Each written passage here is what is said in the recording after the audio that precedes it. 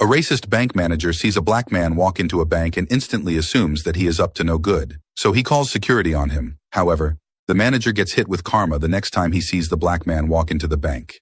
The bank's glass doors slid open as Malcolm Avery stepped inside, the cool air conditioning a welcome relief from the sweltering heat outside. Dressed in a crisp white shirt and tailored black slacks, Malcolm carried himself with quiet confidence. His neatly trimmed beard and focused expression gave him an air of professionalism. He approached the counter where a young Latina teller, Angela Ramirez, greeted him with a polite smile. "Good afternoon, sir. How can I help you today?" she asked, her fingers hovering over the keyboard. Malcolm pulled a check from the pocket of his jacket, smooth and slightly stiff, the kind of check that would make anyone's day. He slid it across the counter with a slight nod. "I'd like to deposit this." Angela glanced at the check and raised her eyebrows slightly. "That's a nice amount," she said, her tone friendly and professional. She began typing in information, her eyes scanning the computer screen. Malcolm watched her quietly. He wasn't one to flaunt his success, but this check represented months of hard work on a design project that had finally paid off. A small smile tugged at his lips. Everything seemed to be going smoothly until a shadow fell over the counter.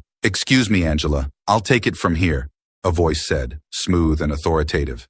Malcolm turned to see a tall white man approaching, wearing a suit that looked more expensive than it needed to be. His name tag read, Jeffrey Collins, manager, and the air around him seemed to shift with an almost imperceptible tension. Jeffrey stepped in front of Angela, gently nudging her aside. Angela hesitated, her fingers still on the keyboard. "I've almost processed it, Mr. Collins. I said I'll handle it." Jeffrey cut her off, his tone still polite but firm. He gave her a look that silenced any further protest.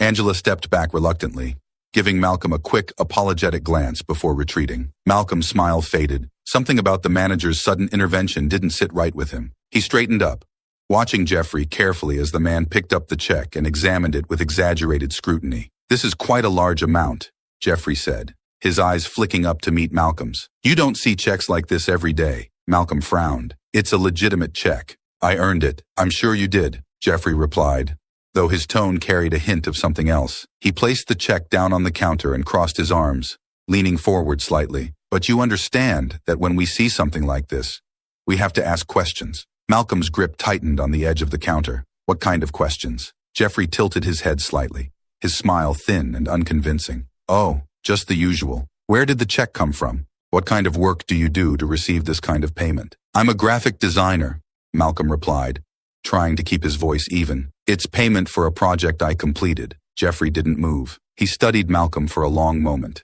as if weighing whether to believe him.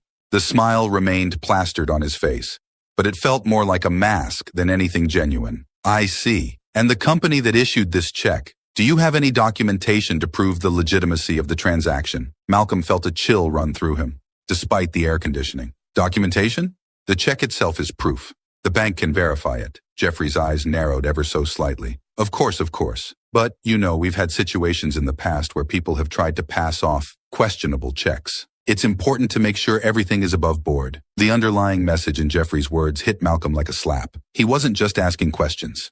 He was implying something Malcolm had heard before in different forms, in different places, but it always boiled down to the same thing. "You don't belong here. You couldn't have earned this." Malcolm drew a deep breath, steadying himself. "Look, I don't know what you're trying to suggest, but I'm here to deposit a check. That's all." Jeffrey's smile faded. The polite veneer slipped slightly, and something colder took its place. "I'm not suggesting anything, sir. I'm just making sure everything is in order." Malcolm could feel the eyes of other bank customers on him now. The tension was thick enough to cut with a knife, and he knew where this was headed. His pulse quickened, but he forced himself to stay calm.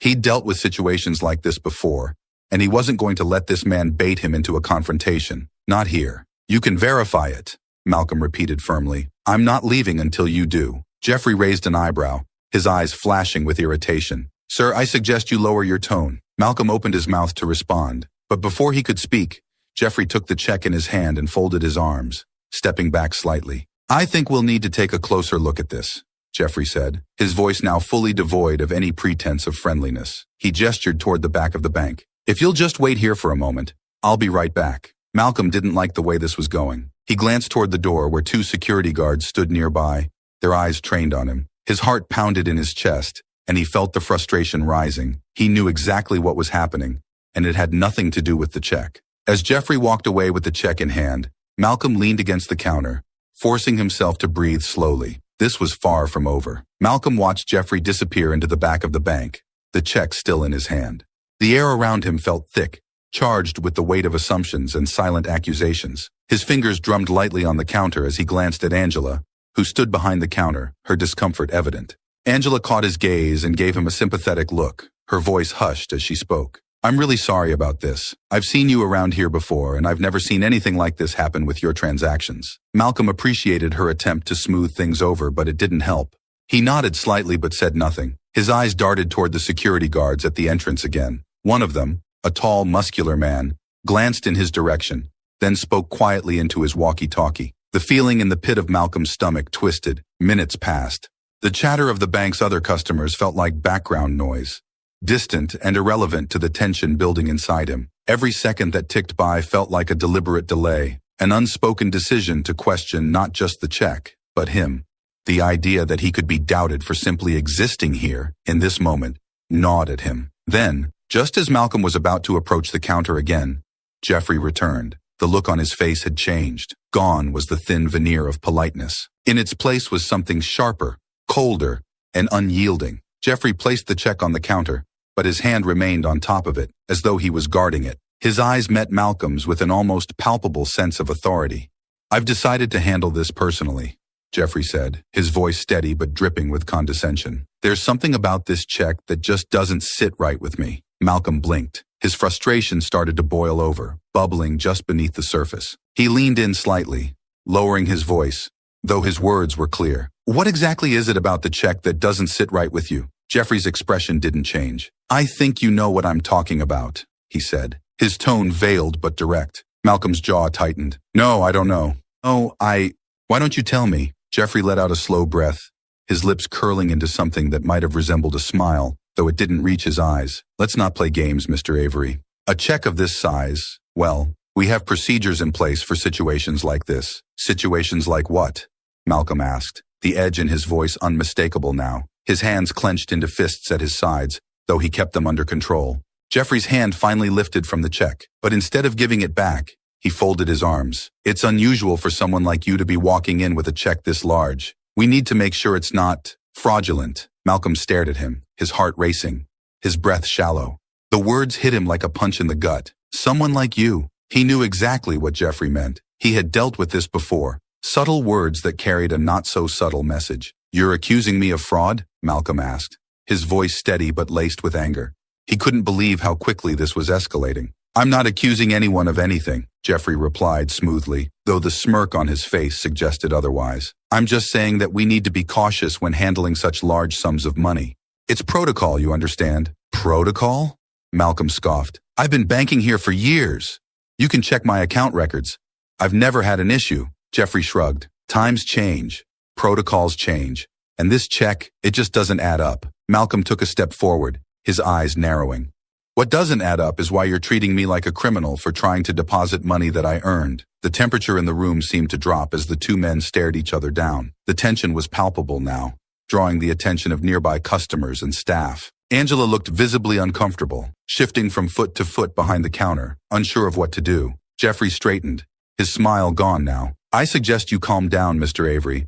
There's no need to get hostile." "I'm not hostile," Malcolm said, his voice rising slightly. "I'm just trying to understand why you're accusing me of something I haven't done." "I'm not accusing you of anything," Jeffrey repeated, though his tone suggested the exact opposite. "But if you can't verify where this check came from, we'll have no choice but to involve the authorities." Malcolm's heart pounded in his chest, his frustration nearing its breaking point. He felt the eyes of the security guards on him again, felt the judgment in Jeffrey's every word. It was the same story, repeated over and over. Doubt, suspicion, and assumptions all based on the color of his skin. "I don't need to verify anything," Malcolm said, his voice cold and steady now. "The check is real. Call the company and verify it yourself." Jeffrey raised an eyebrow, clearly unimpressed. "That's not how we do things here. We'll be holding on to the check for further review." Malcolm's fists clenched again, and he forced himself to stay calm, though it was taking every ounce of restraint he had. "You're not holding on to anything. You're going to deposit that check." Jeffrey's eyes darkened.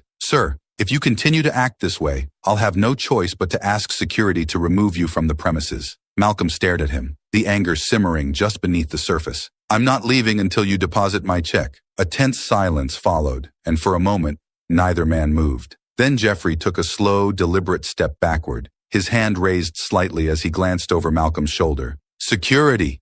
he called, his voice calm but commanding. Malcolm turned just in time to see the two security guards approach, their expressions unreadable. His heart raced, but he refused to back down. He wasn't going to let them push him around. "I'm giving you one last chance to leave peacefully," Jeffrey said, his voice low. "Otherwise, these gentlemen will escort you out." Malcolm took a deep breath, his hands shaking with the weight of his frustration. This wasn't just about the check anymore. This was about the constant need to prove himself, to justify his existence in spaces that saw him as less than. But he wasn't going to let them win. "I'm not leaving," Malcolm said firmly. "I'm staying right here until you do your job." Jeffrey's eyes flashed with anger, and he nodded toward the guards.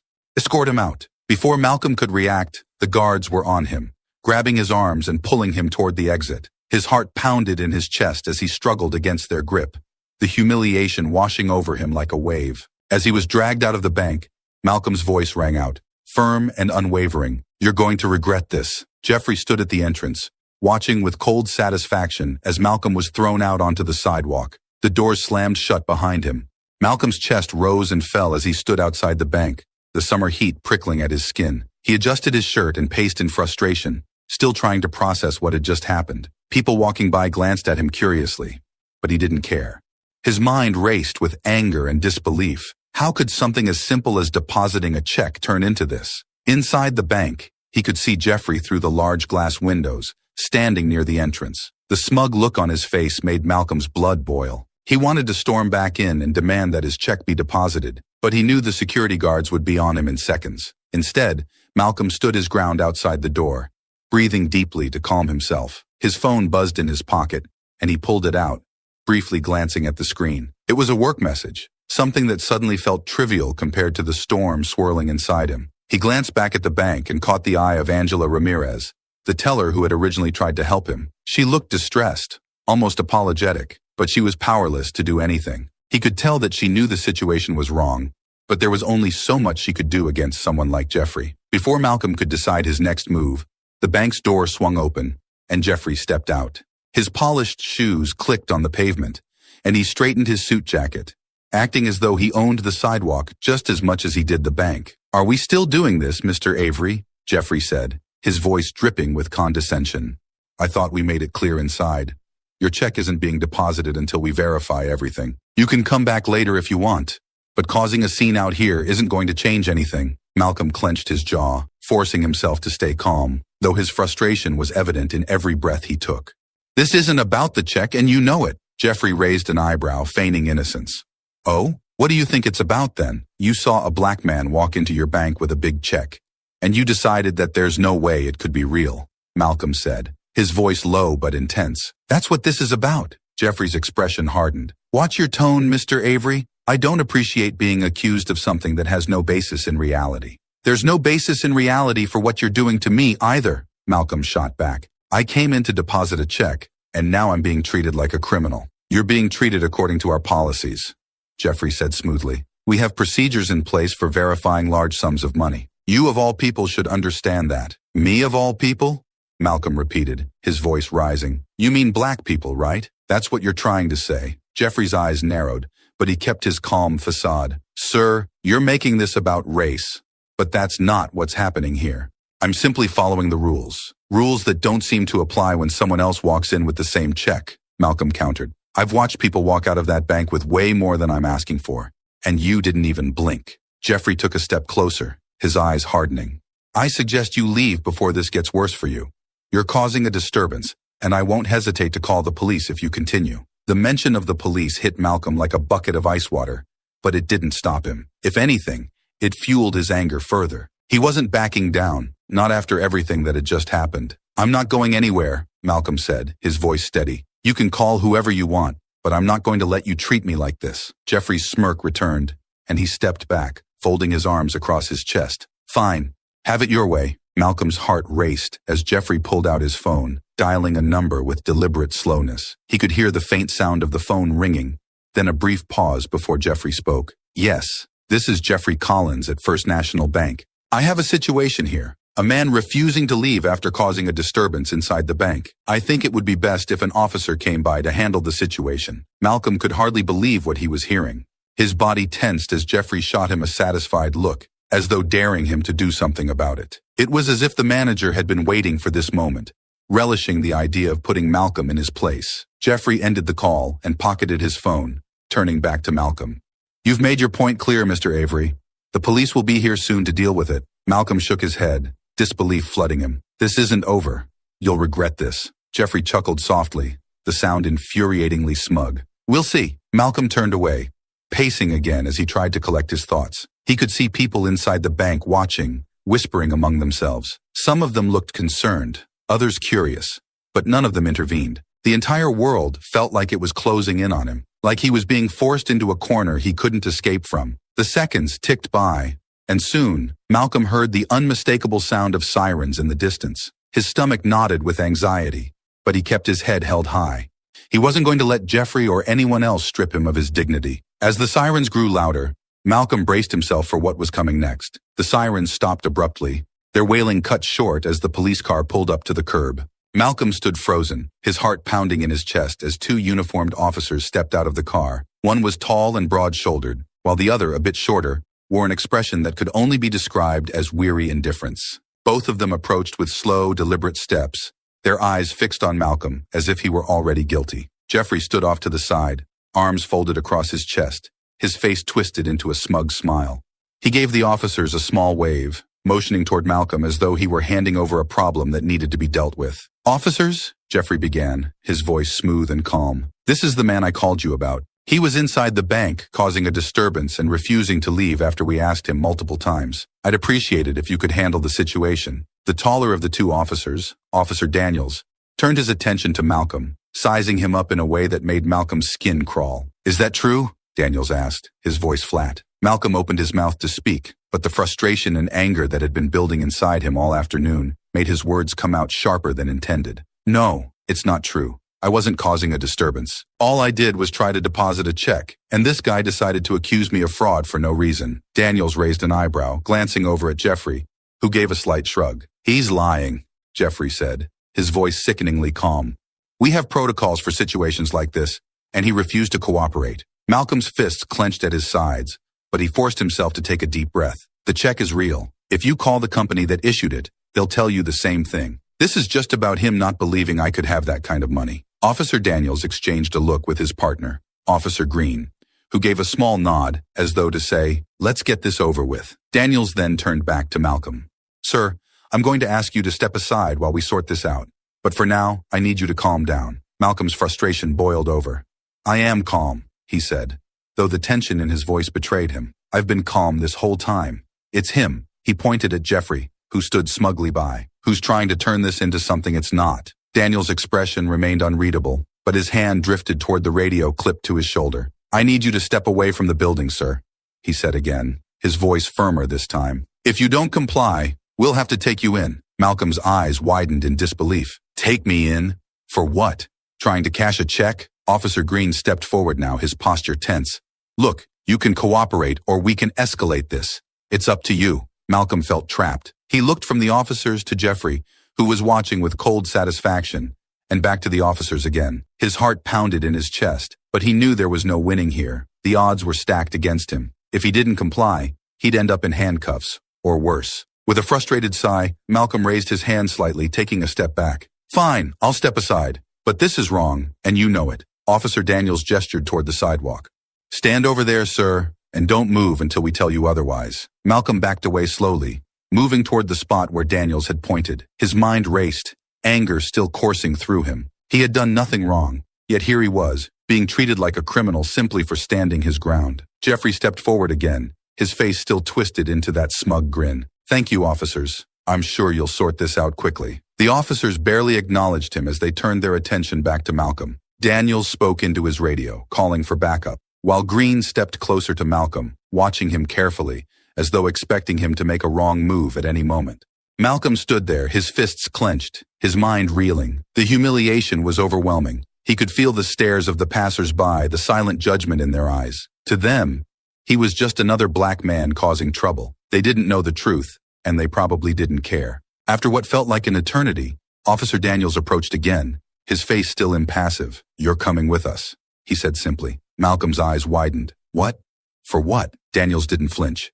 "We've received a report from the bank manager that you refused to leave the premises and caused a disturbance. We'll sort everything out at the station, but for now, you're being detained." Malcolm couldn't believe what he was hearing. "I didn't do anything wrong," he protested, his voice rising. "This is ridiculous." Officer Green moved in behind him, and before Malcolm could protest further, he felt the cold steel of handcuffs snapping around his wrists. His heart raced, but he forced himself to stay as calm as he could. "Let's go," Daniels said, his tone leaving no room for argument. As they led him toward the police car, Malcolm turned to look at Jeffrey one last time. The smug look on the manager's face hadn't faded. In fact, it seemed to have deepened, as though he was enjoying every second of this. "You're going to regret this," Malcolm said, his voice low but filled with fury. Jeffrey shrugged. "We'll see about that." The officers guided Malcolm into the back of the car, and the door slammed shut behind him. As the car pulled away from the curb, Malcolm's thoughts raced. He wasn't sure what would happen next, but one thing was certain: this fight wasn't over. The ride to the police station was filled with a tense silence. Malcolm stared out the window, his hands cuffed behind him, still trying to wrap his mind around what had just happened. He couldn't shake the image of Jeffrey's smug face, the cold satisfaction in his eyes as Malcolm was hauled away. It was the same look he'd seen too many times in his life, from people who didn't expect someone like him to succeed and who took pleasure in seeing him fall. When the police car finally pulled into the station, the officers escorted Malcolm inside. The bright fluorescent lights and the sterile smell of the station made everything feel unreal, like he'd stepped into a different world, one where justice was a twisted joke. Officer Daniels led Malcolm to a bench in the processing area and gestured for him to sit. "Wait here," Daniels said, his tone still cold, detached. Malcolm did as he was told, his mind racing. His wrists hurt from the cuffs, but the physical discomfort was nothing compared to the humiliation. He watched as Daniels and Officer Green moved toward a desk where a police sergeant sat, talking quietly. As Malcolm waited, he couldn't help but overhear bits of their conversation. Words like fraud and disturbance floated through the air, stoking his anger again. The more they talked, the more it became clear. Jeffrey had spun the story to make himself look like the victim, and now the police were buying it without question. Minutes passed, and Malcolm shifted in his seat, his frustration building with every second. He wanted to shout, to demand that someone listen to him, but he knew that any sign of aggression would only make things worse. He had to be smart.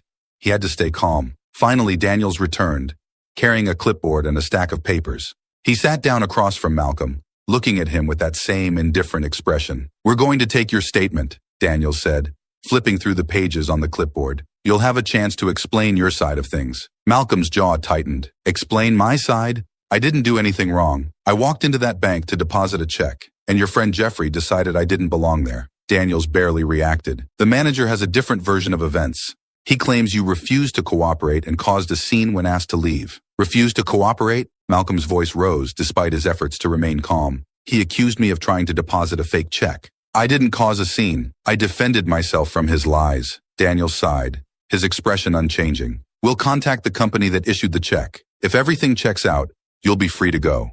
But until then, you need to calm down and follow the process." Malcolm's hands clenched into fists behind his back, his frustration boiling over again. "This is ridiculous. You're treating me like a criminal based on one man's word, and you haven't even tried to verify the facts." "We're doing that now," Daniels said, his tone almost robotic. He glanced at Officer Green, who had returned to the desk and was already dialing a number on the phone. Malcolm took a deep breath, trying to steady himself. He needed to get through this. He needed to stay calm, no matter how infuriating the situation was. He could only hope that once the company confirmed the check's legitimacy, this nightmare would end.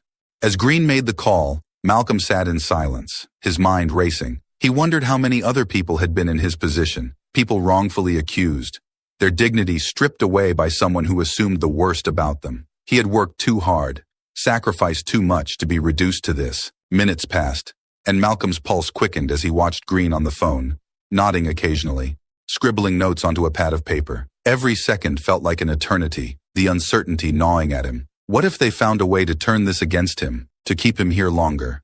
He couldn't shake the feeling that no matter what he did, the deck was stacked against him. Finally, Green hung up the phone and walked over to Daniels, handing him the notes. Daniels scanned the paper, his expression unreadable. "The check is legitimate," Daniels said flatly. The company confirmed the payment was issued to you for services rendered. Malcolm exhaled a breath he hadn't realized he was holding. Relief washed over him, but it was tempered by the anger that still burned in his chest. This never should have happened in the first place. So now what? Malcolm asked, his voice tinged with bitterness. Daniels gave a small nod to Green, who stepped forward and unlocked the cuffs around Malcolm's wrists. You're free to go, Daniels said, as if it were the simplest thing in the world. You'll be given a ride home if you need it. Malcolm rubbed his sore wrists, standing up slowly. That's it? After everything, I just walk out of here? Daniels didn't flinch. The check was real. You're not being charged with anything. Malcolm stared at him, incredulous. That doesn't change what happened. Jeffrey lied, and you all believed him without question. Daniels didn't respond, his gaze drifting to the floor. There was no apology,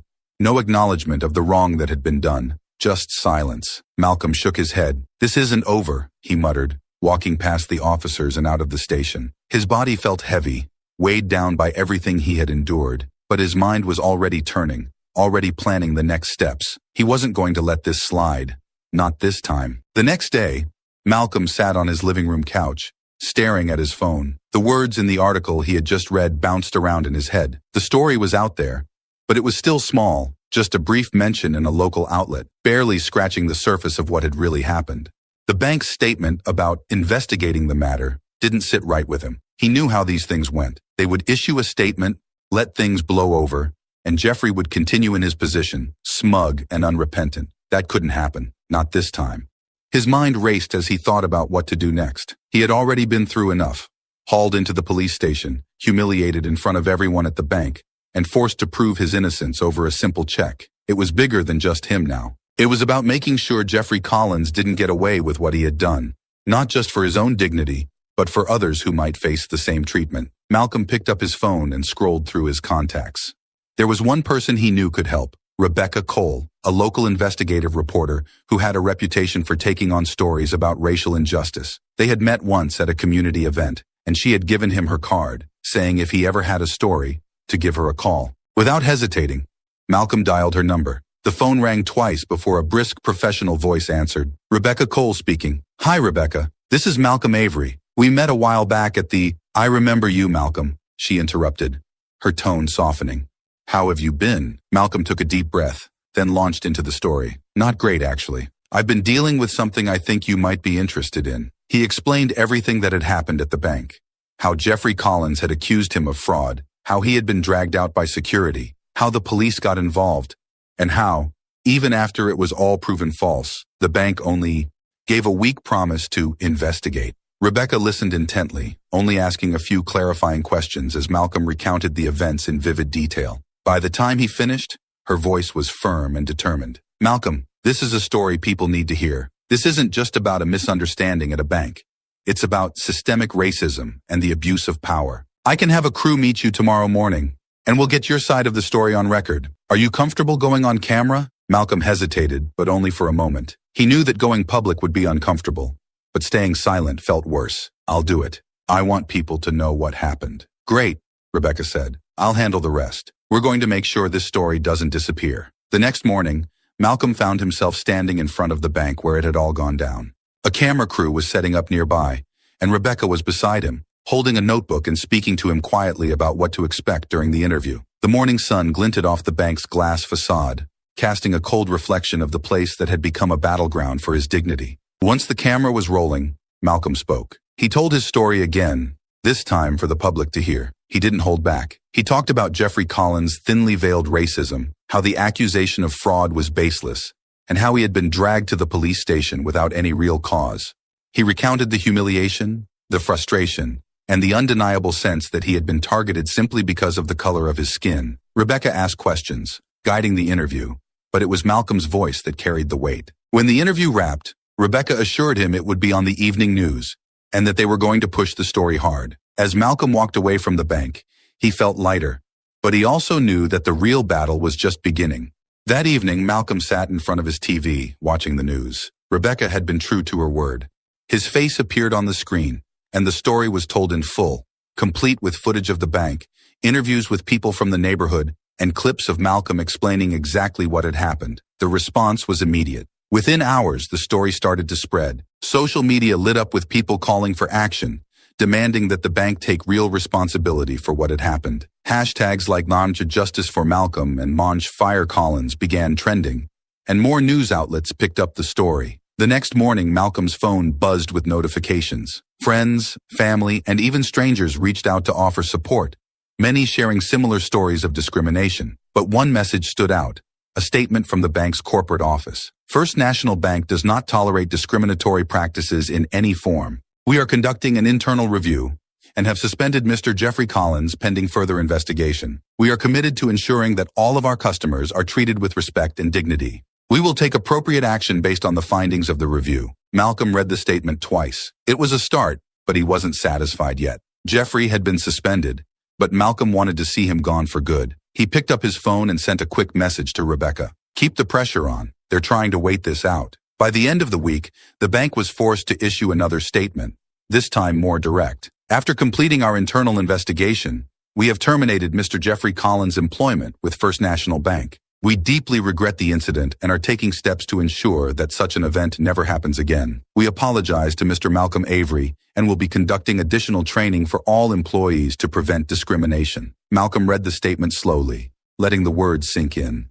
Jeffrey was gone, fired. His attempts to humiliate Malcolm had backfired spectacularly, and now he was the one facing public disgrace. It wasn't just a victory for Malcolm. It was a statement to anyone who thought they could get away with the same kind of behavior. He sat back in his chair, feeling a sense of satisfaction settle over him. He had done it. He had fought back, and he had won. The news coverage continued, with Rebecca doing a follow-up interview, highlighting the bank's decision and the broader issues of racism in institutions like this one. The story had grown beyond just Malcolm's experience. It had become part of a larger conversation. Malcolm knew there was still more work to do, more battles to fight, but for now, he allowed himself to savor this moment of justice. Malcolm stood outside the bank, the same glass doors he had been thrown out of just a week ago gleaming in the sunlight. But this time, everything felt different. The weight of injustice that had pressed down on him was gone, replaced by a quiet satisfaction. The fight had been long, the struggle exhausting, but now, he was returning on his own terms. With a deep breath, Malcolm pushed open the doors and stepped inside. The bank's atmosphere was hushed, a far cry from the busy chatter that had filled the room the day he'd first walked in. He could feel eyes on him, bank employees and a few customers recognizing him from the news coverage, but he didn't care. Today was about closure. As Malcolm approached the counter, he spotted him, Jeffrey Collins. The former manager stood by his desk in the corner of the bank, a cardboard box in front of him. His face was pale, drawn with defeat as he methodically packed up his belongings. The man who had stood so smugly over Malcolm was now reduced to this, packing up, powerless, his career in ruins. Malcolm walked up to the counter where Angela stood. She looked more relaxed than the last time he had seen her, though her eyes widened slightly when she realized who had just walked in. "Malcolm," she greeted him with a small smile, her voice a mix of warmth and apology. "What can I do for you today?" Malcolm returned her smile, but his focus was already drifting toward Jeffrey, who had noticed his arrival. The manager's hands froze over the box for a second, his eyes narrowing when they met Malcolm's. There was no hiding from what had happened. Jeffrey knew it, and Malcolm knew it too. "I'd like to cash my check," Malcolm said, his tone calm but firm. "The one I wasn't able to deposit last time." Angela nodded quickly, already moving to process the transaction. "Of course," she said. "I'll take care of it right away." Malcolm handed over the check, the same check that had started everything. He turned slightly, facing Jeffrey, who was now standing still, watching the scene unfold. The tension in the air was thick, and the other employees seemed to sense it, keeping their heads down and pretending not to notice. For a moment, neither man spoke. Then, Malcolm took a step closer, his eyes never leaving Jeffrey's. "Well, look at you," Malcolm said, his voice casual but laced with satisfaction. "Seems like you've got your hands full." Jeffrey's jaw tightened, but he kept his gaze steady. "I'm packing up," he said flatly. "I'm no longer with the bank." Malcolm nodded slowly, pretending to inspect the half-packed box on the desk. "I heard. Guess it turns out that accusing people of fraud without reason doesn't really go over well." Jeffrey's eyes flickered with anger, but he kept his composure. "I was doing my job." "Your job?" Malcolm said, raising an eyebrow. "Your job was to humiliate me, throw me out, and call the cops for no reason? That's what you call doing your job?" Jeffrey's hands clenched into fists at his sides. "I followed protocol." Malcolm leaned in slightly, his voice dropping to a dangerous whisper. "No, you followed your own racist assumptions, and look where that got you. Packing up your desk while I cash this check." He let the words hang in the air, watching as Jeffrey's face hardened with bitterness. There was no need for Malcolm to yell or gloat loudly. The sight of Jeffrey, stripped of his power, was victory enough. "I warned you," Malcolm continued, his voice calm. "I told you this wasn't over. You should have listened." Jeffrey's mouth twisted into a grim line. "You think this is some big win for you? You think you've changed anything?" Malcolm smiled, a small but genuine smile. "It's not about changing the world. It's about holding people like you accountable. And yeah, this feels like a win to me." Just then, Angela returned to the counter, handing Malcolm a receipt and the cash for his check. "All done," she said, her voice soft but filled with a subtle sense of satisfaction as well. She knew the significance of this moment. Malcolm took the cash, tucking it into his pocket. "Thanks, Angela." He turned back to Jeffrey one last time, his smile fading into something more serious. "Maybe you'll think twice next time before assuming someone like me doesn't belong.